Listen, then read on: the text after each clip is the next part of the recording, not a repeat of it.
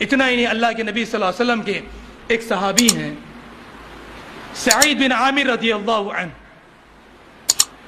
عمر بن خطاب رضی اللہ عنہ جب خلیفہ بنے، انہوں نے حمص کے اندر سعید بن عامر رضی اللہ عنہ کو وہاں کا گورنر مقرر کیا، وہاں کا گورنر مقرر کیا حمص کا۔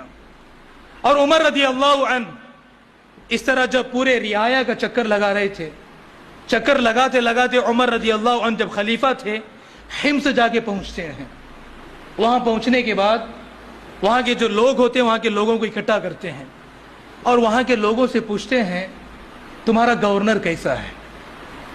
سعید بن عامر جس کو یہاں کا میں نے گورنر بنایا ہے وہ گورنر کیسا ہے؟ سارے لوگ کہتے ہیں بڑے اچھے ہیں، نیک ہیں، اللہ والے ہیں، لیکن ان کے بارے میں ہماری 4 شکایتیں ہیں، ان کے بارے میں ہماری 4 شکایتیں ہیں۔ اطاعت و فرما برداری میں، اللہ سے ڈرنے کے معاملے میں بڑے نیک انسان ہیں، لیکن ان کے بارے میں ہماری 4 شکایتیں ہیں۔ کہتے ہیں کہ کیا بات ہے؟ گورنر ہے، اس کی 4 شکایتیں ہیں۔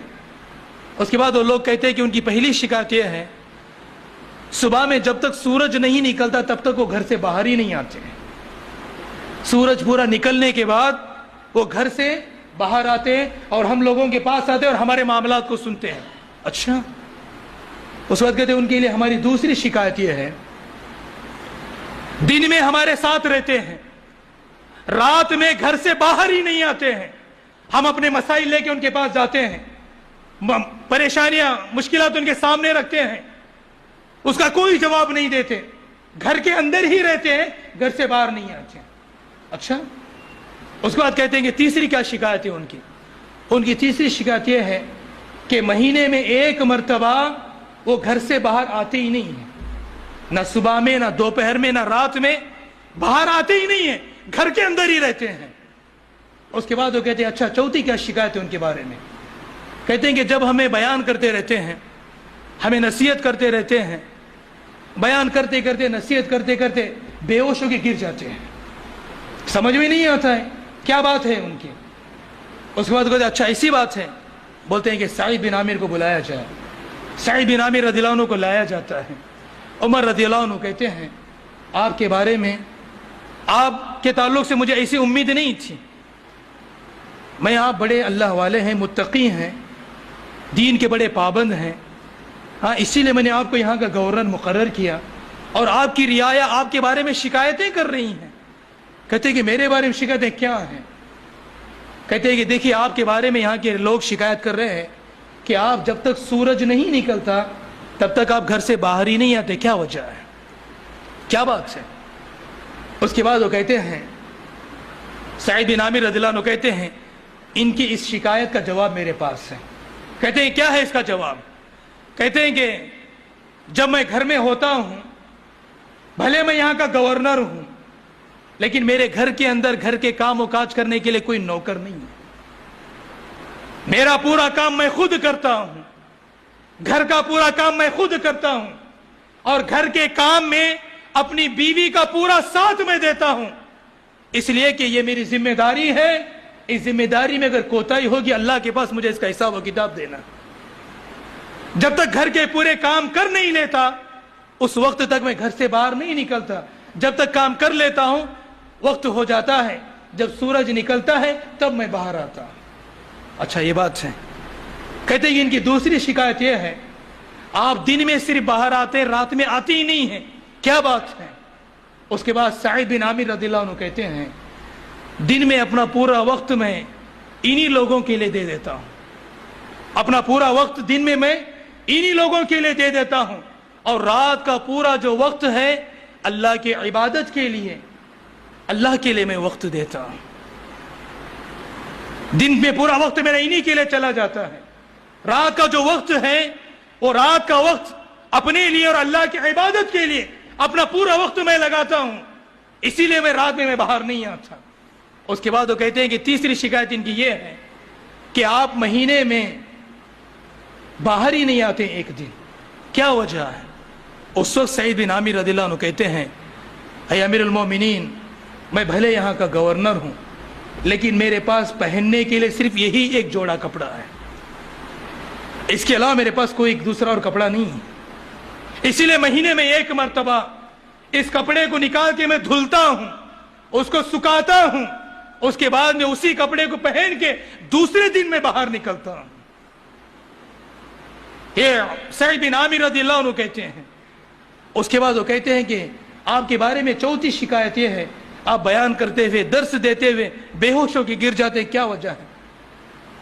کہتے ہیں کہ اے امیر المومنین, میں نے جب اسلام قبول نہیں کیا تھا اس وقت میں نے اپنے آنکھوں کے سامنے آپ کے ایک جلیل القدر صحابی خبیب بن عدی رضی اللہ عنہ کو اپنی آنکھوں کے سامنے کفار و مشرکین ان کے جسم کے ٹکڑے, جسم کے حصے کو کاٹ رہے تھے.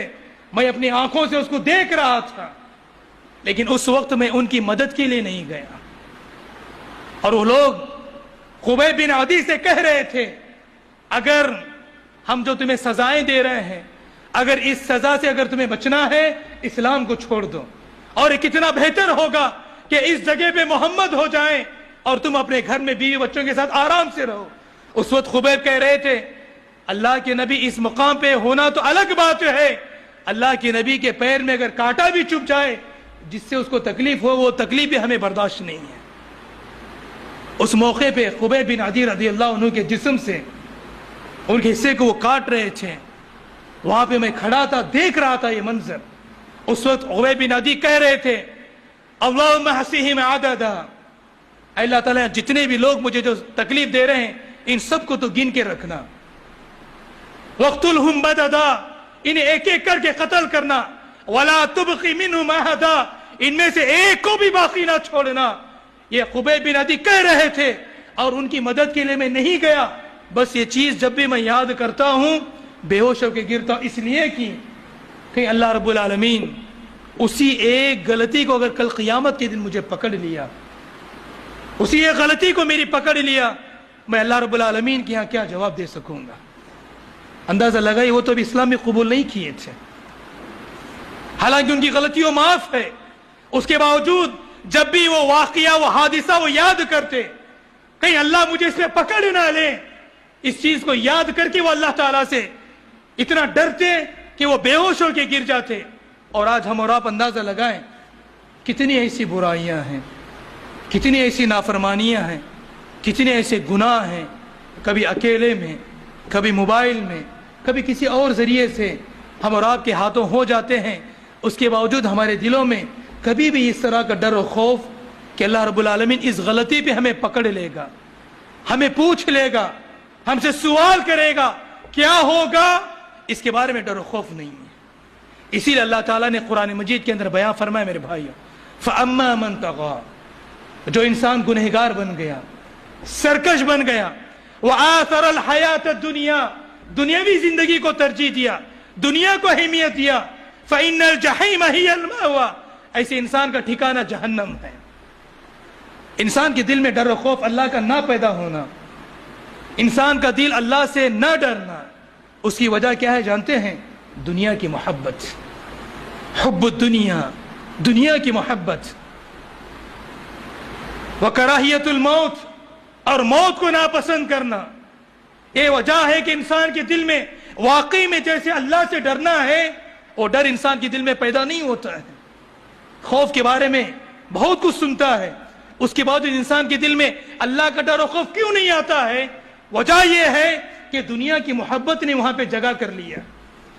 دنیا میں کمانا, جمانا, گھر, مال, دولت, ترقی, یہ فکر, یہ محبت انسان کو اللہ کے ڈر و خوف سے دور کر دیتی ہے. اور انسان ہے کہ مرنا نہیں چاہتا ہے. دن دن جیسے بڑھتا ہے, عمر جیسے بڑھتی ہے, اس کے آرزو, اس کے خواہشات اور زیادہ بڑھتے جاتے ہیں. لیکن صحابہ کی زندگی میں ایسا نہیں تھا. انہوں نے دنیا کو کبھی بھی آخرت کے مقابلے میں کبھی اہمیت نہیں دی, کبھی اہمیت نہیں دی.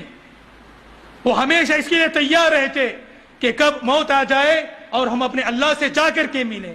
ان کی ایسی زندگی تھی. اسلاف کی زندگی میں